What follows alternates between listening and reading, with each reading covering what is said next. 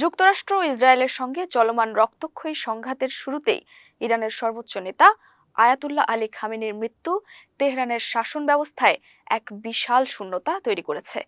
এই কঠিন সময়ে দেশ পরিচালনার হাল কে ধরবেন তা নিয়ে শুরু হয়েছে জোর গুঞ্জন।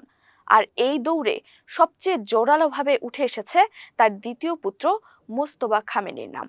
ইরান সরকার এখন পর্যন্ত আনুষ্ঠানিকভাবে কিছু না জানালেও পশ্চিমা গোয়েন্দা সংস্থা এবং আন্তর্জাতিক সংবাদ মাধ্যমগুলোর দাবি ৪৭ বছরের পুরনো এই ইসলামী প্রজাতন্ত্রের পরবর্তী সুপ্রিম লিডার বা সর্বোচ্চ নেতা হতে যাচ্ছেন কট্টরপন্থী হিসেবে পরিচিত মোস্তফা।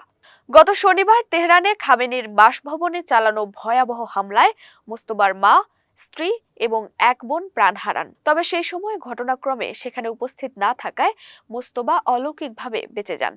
দেশজুড়ে ইসরায়েলি বোমা বর্ষণ আর রাজনৈতিক অস্থিরতার মাঝে মোস্তফা খামেনির এই টিকে থাকা এবং তার সম্ভাব্য ক্ষমতায় আরোহণকে যুদ্ধের ময়দানে ইরানের ভবিষ্যৎ কৌশলের এক নতুন মোড় হিসেবে দেখছেন বিশ্লেষকরা। ব্যক্তিগত জীবন ও বর্তমান অবস্থা। ৫৬ বছর বয়সী মোস্তফা খামেনি কখনো সরাসরি নির্বাচনে লড়েননি কিংবা জনমতের মুখোমুখি হননি, অথচ গত কয়েক দশক ধরে তিনি ইরানের শাসন ব্যবস্থার নিউক্লিয়াস বা ক্ষমতার কেন্দ্রে এক অতি প্রভাবশালী ব্যক্তিত্ব হিসেবে নিজেকে প্রতিষ্ঠিত করেছেন। বিশেষ করে ইরানের সবচেয়ে শক্তিশালী সামরিক শাখা বিপ্লবী গার্ড বাহিনীর সঙ্গে তার সম্পর্ক অত্যন্ত গভীর।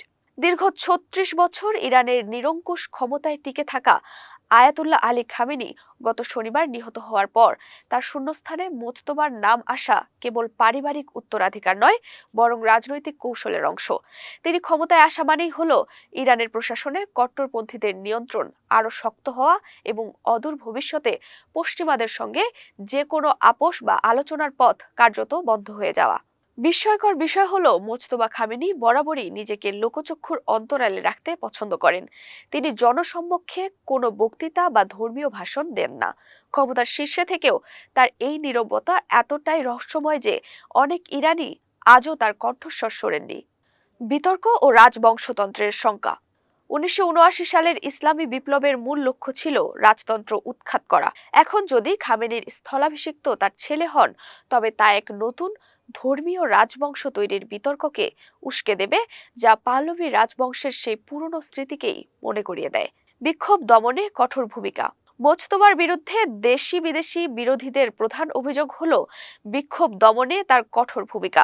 সংস্কারপন্থীরা তার বিরুদ্ধে নির্বাচনে কারচুপি এবং আধা সামরিক বাহিনী বাসিজ ব্যবহার করে শান্তিকামী বিক্ষোভকারীদের উপর দমন পীড়নের অভিযোগ এনেছিলেন। মাত্র ২ মাস আগে ইরানে যে নজিরবিহীন বিক্ষোভ হয়েছে, যাতে জাতিসংঘের মতে হাজার হাজার মানুষ প্রাণ হারিয়েছেন, সেই রক্তক্ষয়ী অভিযানেও তার প্রত্যক্ষ প্রভাব ছিল বলে মনে করা হয়। যুদ্ধক্ষেত্রের অভিজ্ঞতা ও অর্থনৈতিক সাম্রাজ্য। মোস্তফা ১৯৮০-র দশকে ইরান ইরাক যুদ্ধে আইআরজিসির হাবিব ব্যাটালিয়নে সরাসরি যুদ্ধ করেছেন। তার তৎকালীন অনেক সহযোদ্ধা বর্তমানে ইরানের গোয়েন্দা ও নিরাপত্তা বিভাগের শীর্ষ পদে রয়েছেন। এছাড়া পশ্চিমা সংবাদ মাধ্যমের দাবি অনুযায়ী ছদ্মনামে তিনি একটি বিশাল অর্থনৈতিক সাম্রাজ্য গড়ে তুলেছেন, যার মাধ্যমে কোটি কোটি ডলার লেনদেন হয়। গত বছর দেউলিয়া হওয়া ব্যাংক আয়ান্দে এর সঙ্গেও তার নাম জড়িয়েছে ব্লুমবার্গ। ধর্মীয় পদমর্যাদা। ইরানের আইন অনুযায়ী সর্বোচ্চ নেতা হতে হলে আয়াতুল্লাহ পদমর্যাদার হতে হয়, কিন্তু মোস্তফা বর্তমানে একজন মধ্যম সারির আলেম বা হুজ্জাতুল ইসলাম।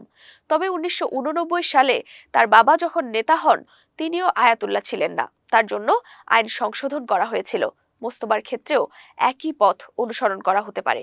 ইরানের সাংবিধানিক বিধান অনুযায়ী ৮৮ সদস্যের অ্যাসেম্বলি অফ এক্সপার্টস নতুন সর্বোচ্চ নেতার নাম ঘোষণা করবে। বর্তমান পরিস্থিতি। দেশজুড়ে ইন্টারনেট ব্ল্যাকআউট বা ভয়াবহ যুদ্ধের কারণে পরবর্তী নেতার ঘোষণা কখন আসবে তা এখনও স্পষ্ট নয়। বর্তমানে ৩ সদস্যের একটি অন্তর্বর্তীকালীন কাউন্সিল দেশ পরিচালনা করছে। তারা হলেন গার্ডিয়ান কাউন্সিলের সদস্য আলী রেজা আরাফি, বিচার বিভাগের প্রধান গোলাম হোসেন মোহসেনি এজেই এবং প্রেসিডেন্ট মাসুদ পেজেশকিয়ান। ইরানের সাংবিধানিক বিধান অনুযায়ী ওই ৩ সদস্য সহ ৮৮ সদস্যের অ্যাসেম্বলি অফ এক্সপার্টস নতুন সর্বোচ্চ নেতার নাম ঘোষণা করবে। তবে গত ২৪ ঘন্টায় রাষ্ট্রীয় অন্যান্য গুরুত্বপূর্ণ দপ্তরের পাশাপাশি এই শক্তিশালী পরিষদের কার্যালয়েও ভয়াবহ বোমা বর্ষণ করা হয়েছে, যা পুরো প্রক্রিয়াকে আরও জটিল করে তুলেছে।